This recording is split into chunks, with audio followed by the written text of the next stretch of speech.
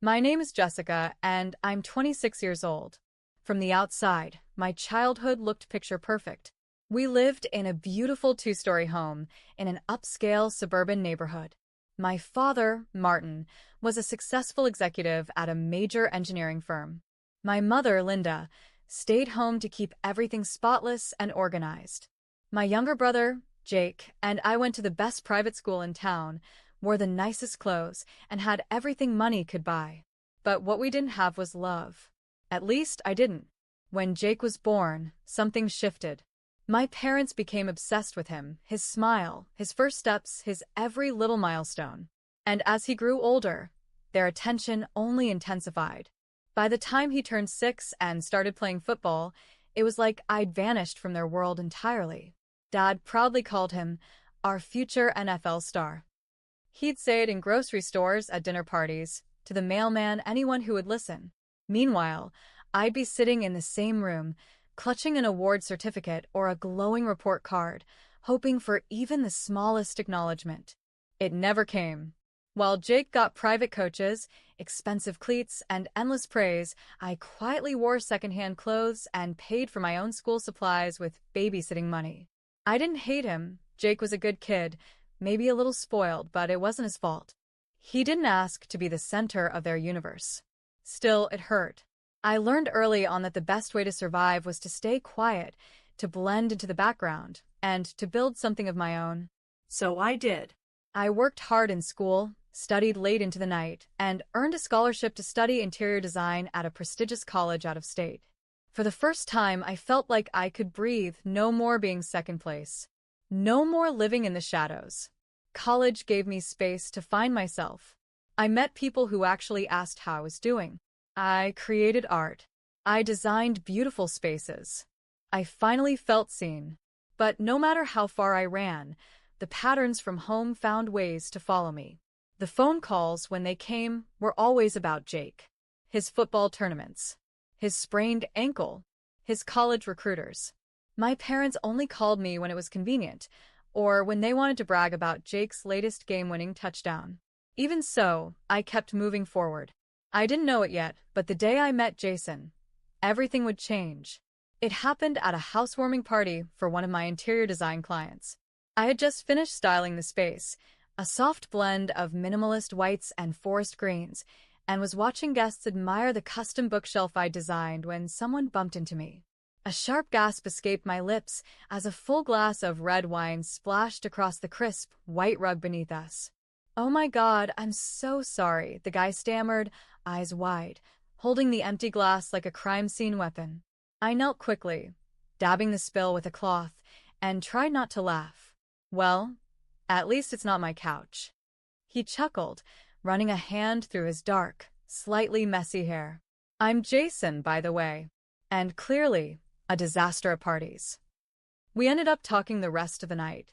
Not the shallow, "what do you do?" small talk. Real conversation. He asked about my designs, my goals, even my favorite childhood memories.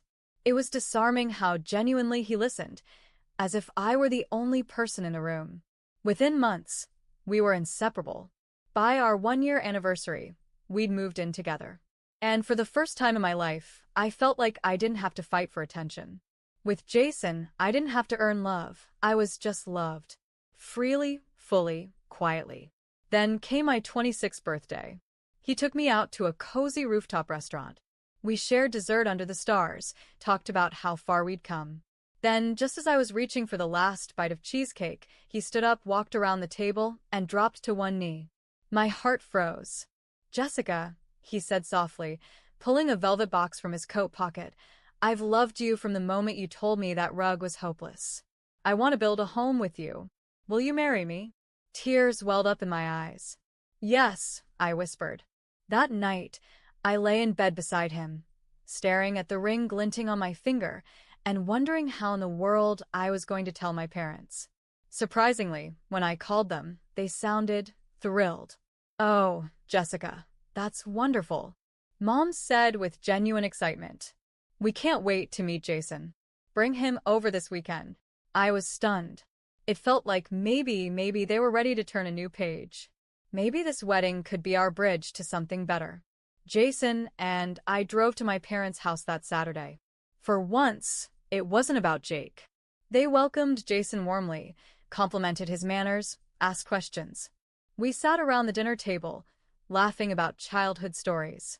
It felt surreal. Then, just as the evening was wrapping up, Dad swirled his wine and said, "So, has Jessica told you about Jake?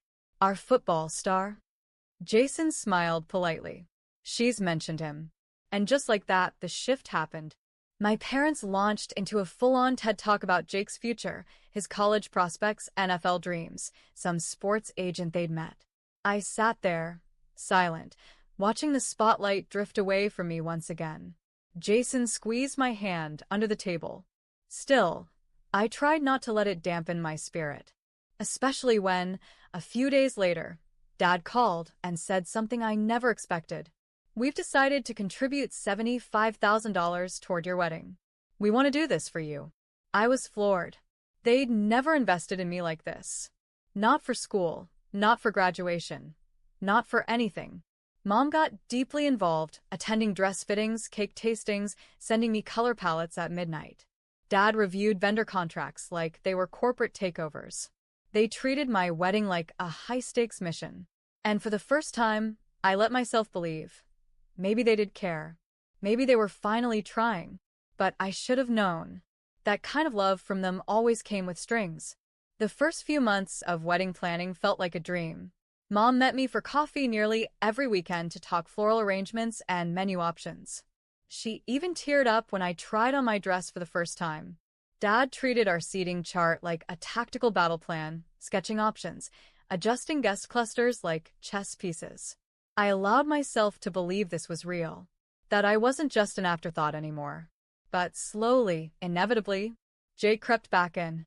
It started subtly. We were on our way to meet the florist when Mom's phone rang. She glanced at the screen and lit up. "It's about Jake's tryout schedule," she said, waving it off. "I'll just be a minute." The minute turned into 20. Our meeting was rushed, her attention scattered. Then the venue walkthrough was postponed. Jake had a meeting with a potential scout, and they needed to be there for moral support. I tried to shrug it off. But every time I tried to move forward with the wedding, Jake's football dreams came knocking. It became a pattern. I'd get excited about a planning milestone, and my parents would suddenly become unavailable. I remember crying to Jason one night while we were finalizing the guest list. "They're spending thousands on Jake's hotel bookings and flights for tryouts," I sobbed. "But they can't make time for a cake tasting?" He held me tightly. "At least they're helping with the cost, right?" he whispered. "That's something." He meant well, but it didn't make the ache disappear. I kept telling myself I was being unreasonable, that Jake needed their help more, that I had Jason and that should be enough. But somewhere deep inside, the same old wound reopened. I was still the backup plan, still second. And then came the rehearsal dinner week. We were just a few days away from the wedding when my phone rang. It was Mom. I smiled, assuming she was calling to confirm dinner plans. "Hi, Mom. I was just about to call you about tomorrow." "Jessica," she interrupted, her voice low and tense. "We need to talk." My stomach turned. She paused, then said, "Your father has an urgent business trip. We're going to have to reschedule the rehearsal dinner. And we may need to delay the wedding too." I blinked, stunned. "What?" "No, Mom. The wedding is this weekend. Everything is booked. The guests are flying in. We can't just cancel." "You'll understand when you're older," she replied flatly. "Sometimes life happens." I hung up, my hands shaking. I sat in silence for a while, my heart pounding in my chest. Something didn't feel right. The story didn't add up. Later that evening, while scrolling social media in a haze, I saw it. Jake had posted a photo with his duffel bag, standing at the airport. "Eastern Europe, here I come. Big tryouts." Couldn't have done it without Mom and Dad. My blood ran cold. There was no business trip. They were flying across the world with Jake, on the week of my wedding. They lied to me. Again. I dialed Jake, my hands trembling with rage. He answered cheerfully. "Hey, sis. What's up? You're leaving this Saturday?" Asked, my voice tight. Yeah, he said. Tryouts start Thursday, and we want to get settled. Why? I closed my eyes. Saturday is my wedding, Jake. There was a pause. Then he chuckled. Oh, yeah. Forgot about that. You can always reschedule, right? This is a once-in-a-lifetime opportunity for me. My chest tightened. You seriously think your tryout is more important than my wedding? Jake sighed. Look, I'm sorry, but this is my career. You have your life with Jason now. I've got to chase my dream. The call ended. But my rage didn't. They were choosing him. Again. The morning of my wedding was supposed to be beautiful. And in many ways it was. The sun rose in soft gold over the horizon. The venue was blooming with white orchids and soft blush roses, just like I dreamed. My bridesmaids fluttered around me, adjusting curls, dabbing at eyeliner. And Jason, he looked at me like I was the only person in the world. I tried to let it all in, to focus on the man I loved, the life we were about to build. I had already made peace with the fact that my parents weren't coming. They had made their choice. But I wasn't prepared for what came next. The reception was in full swing. Guests laughed over champagne. The band played something light and jazzy in the background. Jason and I had just finished our first dance and were walking back toward our seats when the doors burst open. Gasps rippled through the room. There, standing at the entrance in their finest clothes, but with the coldest expressions, were Martin and Linda. My heart stopped. Jason's hand tightened around mine. What the hell are they doing here? He whispered. I didn't have time to answer. They stormed toward us. Conversations died around the room. All eyes turned. My father's voice boomed across the hall. Stop this farce right now. I froze. Dad, what are you doing? We're here to end this mistake before it goes any further, he barked. My mother stepped forward, her arms crossed tightly. You still have time to walk away from this, Jessica. My jaw clenched. This is my wedding. You weren't even going to come. And yet we're the ones who paid for it, Martin interrupted coldly. $75,000. That's what this entire thing cost. And now you won't even listen to your parents. Jason stepped forward. You gave that money because you said you cared, not to control her. Martin ignored him. You cancel this wedding, right now, or you pay us back every single dollar. Today. I stared at them in disbelief. That money was never a loan. It was a gift. For your daughter's wedding. Linda's voice sharpened. You think you're entitled to that money after the way you've disrespected us? I took a breath, feeling the anger rise in my throat. No. I think I'm entitled to one day that isn't about Jake. One day that's about me. And I'm not canceling anything. That's when it happened. Martin's hand flew out and struck me across the face. Hard. The room gasped. I stumbled back, clutching my cheek, barely keeping my balance. Before anyone could react, Linda, red-faced with rage, grabbed the tall floral stand from beside the stage. Linda, don't, someone shouted. But it was too late. She swung it with both hands and smashed it against the side of my head. A blinding pain exploded through my skull. I hit the ground, hard, the sound of screams echoing in my ears. I saw blurred faces rushing toward me. Someone cried out for help. Jason dropped to his knees beside me, cradling my head. You monsters, he spat at my parents. You hit her. You just assaulted my wife. He pulled out his phone with shaking hands and called 911. I need police and paramedics, he told the operator, voice cracking with emotion. Right now. My wife has been attacked, at our wedding, by her parents. People were shouting. Guests were crying. Some had backed away in shock. Others were already filming. Within minutes, flashing red and blue lights bathed the reception hall. Police officers stormed in with paramedics. Martin and Linda were immediately restrained. The officers took witness statements while the EMTs tended to my head. As they loaded me onto the stretcher, Jason leaned in close. You're going to be okay. I'm right here. Through the haze of pain and tears, I gripped his hand. And in that moment, I wasn't the girl they could silence anymore. The hospital room was quiet, dim, and cold. I lay there with an 4 in my arm and a bandage wrapped tightly around my head. The painkillers dulled the throbbing, but nothing could numb the ache in my chest. Jason sat beside me, holding my hand like he was afraid I'd float away. I could still hear the echo of my mother's voice demanding money, the crack of the floral stand slamming into my skull, the way my father had slapped me in front of 100 people. All at my wedding. I kept thinking back to how I'd spent years craving their attention, their approval. And when I finally had their support, or so I thought, they used it as leverage. Their generosity was a weapon. Their love had always been conditional. Not anymore. I turned to Jason. I'm going to press charges. He blinked, surprised, then nodded slowly. I'll stand beside you every step of the way. I'm not just doing this for me, I said. I'm doing it so they never hurt me or anyone else again. When I was discharged 2 days later, I walked out of that hospital with a stitched wound and a steel heart. Within a week, with the help of an attorney, I filed a formal police report. We submitted medical documentation of the head injury, wedding footage from guests' phones, eyewitness accounts from over a dozen people, a signed affidavit from the paramedics who treated me on site. The district attorney took the case seriously.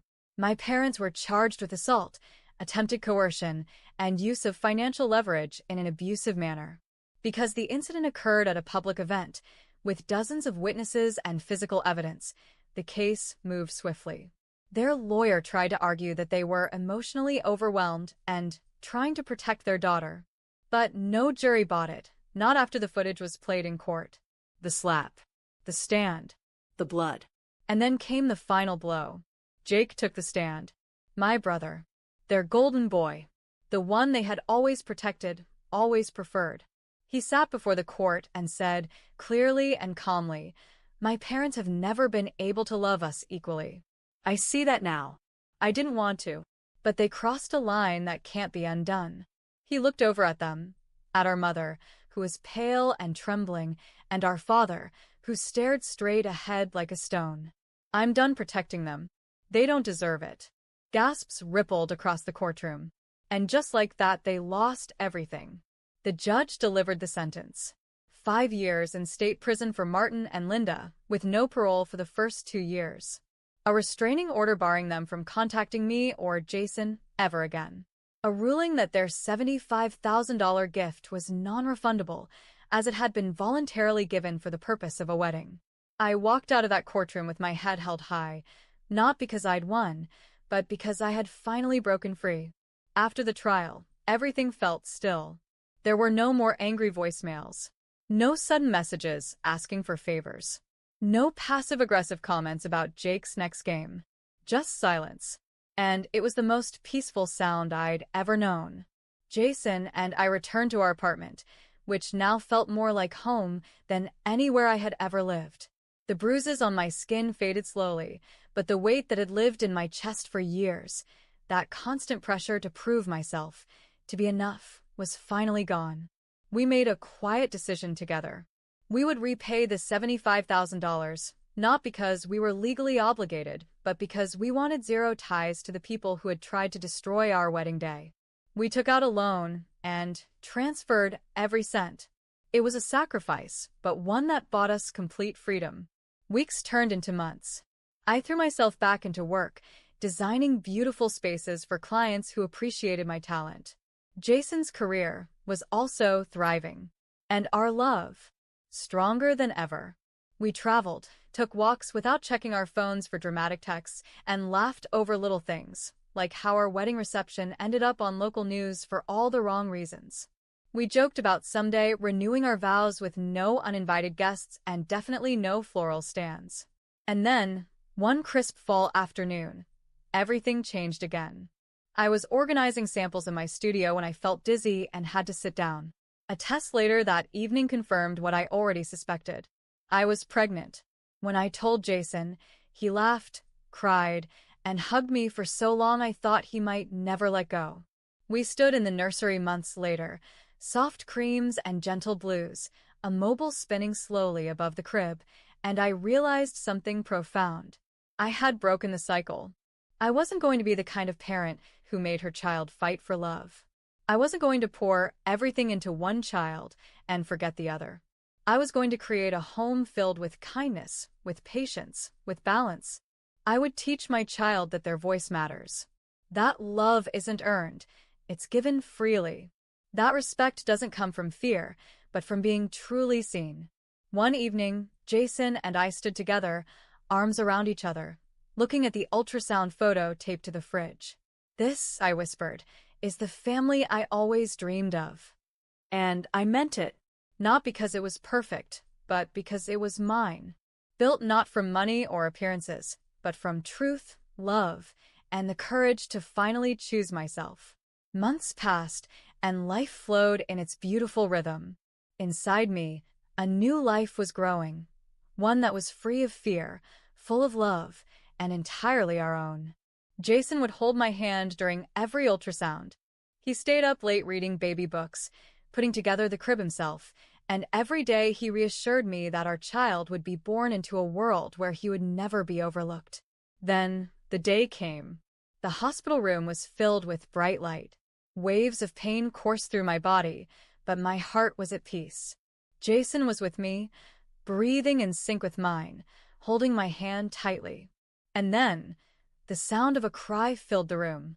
A nurse placed a tiny, round little being on my chest, eyes still closed, but his hands gripping my finger tightly. "Welcome to the world, my little boy," I whispered. We named him Eli. Eli's eyes held the kind of light I had always longed for, innocent, unconditional love. He was a new beginning. He was the first light of a family that Jason and I had built, one founded on equality, respect, and sincerity. Later that night, as Jason and I sat beside him, I kissed his forehead and said, "Eli, you'll never have to fight for love. You already have it, unconditionally." Thank you so much for watching. I hope you enjoyed the story and felt the emotions and journey that Jessica went through. If you liked this video, don't forget to like, comment, and subscribe for more powerful stories just like this. Your support means the world to me. Let me know in the comments what part of the story resonated with you the most, or if you'd like to see more stories in the future. Stay tuned for more content, and until next time, remember, you are the author of your own story. See you in the next video.